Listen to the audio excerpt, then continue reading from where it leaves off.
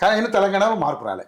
కూతురేమో ఇంకా సామాజిక తెలంగాణ రాలేదని అనమాట. ఒక్క నిమిషం అన్న, సామాజిక తెలంగాణ అంటే అర్థం ఏంది కవిత చెప్పాలి. ఇప్పుడు ఆయన జై తెలంగాణ అన్నాడు, దళితుడిని ముఖ్యమంత్రి చేస్తా అన్నాడు, దగా చేసిండు. నా కొడుకు కూతురు అమెరికాలో ఉంటారు రారన్నాడు, కొడుకు కూతురుని తీసుకొచ్చిండు. నేను కాపలా కుక్కలాగా ఉంటా అన్నాడు, తెలంగాణని దోచుకుని తిన్నాడు. దళితుడిని ముఖ్యమంత్రి చేస్తా అని దగా చేసిండు. అది ఆయన చరిత్ర. మరి ఈమె జాగృతి పేరుతో ఎంతమందికి ఉపాధి కల్పించింది, ఎన్ని వందల మందికి చేసింది అనేది ఆమె చెప్పాలి. ఒకసారి ఎంపీ అయింది, ఒకసారి ఎమ్మెల్సీ అయింది. ఈమె ఎన్ని వందల కోట్లు, ఎంతమంది అమరవీరుల. ఇప్పుడు కవితక్క చేయాల్సిన దీక్ష ఏంటంటే టీఆర్ఎస్ అకౌంట్లో, బీఆర్ఎస్ అకౌంట్లో ఉన్న 1500 కోట్లు 1400 కోట్లు ఉన్నాయి కదా, ఆ 1200 మంది కుటుంబాలకి ఒక్కొక్క కుటుంబానికి ₹1 ఇవ్వమని ఆవరణ దీక్ష చేయాలి. ప్లస్ సామాజిక తెలంగాణ అంటుంది కదా, నేను బతుకున్నంత కాలం కవిత రాయాలన్నమాట ప్రజలకి. నేను కానీ, నా కుటుంబ సభ్యులు కానీ, నా కులం కానీ ఏ పదవి తీసుకోము. మేము ఎస్సీ ఎస్టీ బీసీల కోసమే పనిచేస్తాం. నా దగ్గర 100 కోట్లు ఉన్నాయి, మా నాన్న ఇచ్చిన ఆస్తులు ఉన్నాయి, తప్పైపోయింది, మేము ఇప్పటికే తెలంగాణని దోచుకున్నాం. కాబట్టి నేను చెప్పి ఆ 1500 కోట్ల అకౌంట్లో ఉంచి కేటీఆర్ని కేసీఆర్ని తీసుకొచ్చి ఇందిరా పార్క్ దగ్గర ముక్కునేలకు రాపియాలి. జరుగుద్దా? మరి సామాజిక తెలంగాణ అంటే, సామాజిక తెలంగాణ అంటే తెలంగాణలో ఎస్సీలు, ఎస్టీలు, బీసీలు, పేదోళ్ళు, అగ్రవర్ణంలో ఉన్న పేదోళ్ళు అధికారానికి దూరంగా ఉన్నారు.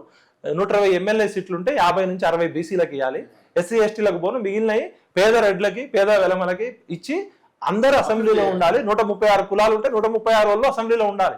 ప్రతి కులానికి ఒకరు అక్కడ ఉండాలి. సామాజిక తెలంగాణ వాటాల కోట. ఇప్పుడు సమాజంలో జరిగే సంఘర్షణ అంతా వాటాల కొట్లాట. ఏ కులానికి, ఏ వర్గానికి, ఏ పేద వర్గాలకు చెందాల్సిన ప్రతినిధి అసెంబ్లీలో ఉండడం. రెడ్లో ఒక 50 మంది ఉండడం, వెలమోళ్ళు 11 మంది ఉండడం సామాజిక తెలంగాణ కాదు. సామాజిక తెలంగాణ అనే పదాన్ని పలికే అర్హత కూడా వీళ్ళ కుటుంబానికి లేదు. తెలంగాణని పీల్చి పిప్పి చేసిందే ఈ వెలమ భూస్వాములు, రెడ్డి దేశ్ముఖులు, దేశపాండ్. వీళ్ళు వచ్చి దయ్యాలే వేదాలు వల్లించినట్టుంది. కాబట్టి సామాజిక తెలంగాణ అంటే సమాజంలో ఉన్న సంపద అంతా పేద వర్గాలకు పంచాలి, భూములు పంచాలా, ఆస్తులు పంచాలా. వీళ్ళకి ఒక్కొక్కరికి బినామీల పేరుతో 100 ఎకరాలు ఉంటాయి. ఫస్ట్ కవిత గారు చేయాల్సింది ఏంటంటే కేసీఆర్ మీద, కేటీఆర్ మీద, సంతోష్ మీద, హరీష్ మీద ఆమె ఆస్తులు మొత్తం బయటపెట్టి వీళ్ళ ఆస్తులన్నీ ప్రజలకు పంచాలి, ఆ 1200 మంది అమరవీరుల కుటుంబాలకు పంచాలని చెప్పి ఆమరణ దీక్ష చేయాలి. అప్పుడు సామాజిక తెలంగాణ వచ్చినట్టు. ఎస్సీ ఎస్టీ బీసీలకి ప్రామిస్ చేయాలి, నేను ఏం పదవి తీసుకోను, నేను ఎమ్మెల్యే పదవి తీసుకోను, ఎమ్మెల్సీ పదవి తీసుకోను, నేను కానీ, నా కుటుంబ సభ్యులు కానీ, నా కులం కానీ. ఇప్పటికే మేము 0.1% ఉన్న వాళ్ళం చాలా అనుభవించినాం.